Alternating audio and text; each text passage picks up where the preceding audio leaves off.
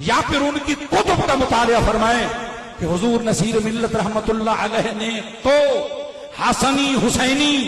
سید ہوتے ہوئے، علی کی اولاد ہوتے ہوئے، سیدہ زہرا رضی اللہ تعالی عنہا کے فرزند ہوتے ہوئے، آپ نے کبھی اپنے قلم کو اور اپنی زبان کو حضور کے کسی صحابی حتیٰ کہ حضرت امیر معاویہ تک ان سی بے ادبی اور گستاخی سے بھی کبھی آلودہ نہیں ہونے دی۔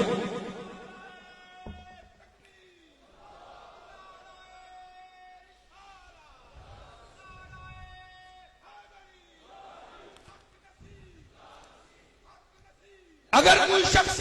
گولڑی ہوتے ہوئے اپنے آپ کو گولڑے شریف کا غلام کہلانے کی وجہ سے، یا پھر کچھ شخصیات اگر سادات ہونے کے ناطے سے ان کے متعلق کوئی ایسی ویسی بات کریں یا کرنا چاہیں تو خدا را پھر ان کو حضور سیدنا امام حسن رضی اللہ تعالی عنہ ان کی سلوک، ان کے طرز عمل اور ان کے طریقہ کار پر نگاہ رکھنی چاہیے۔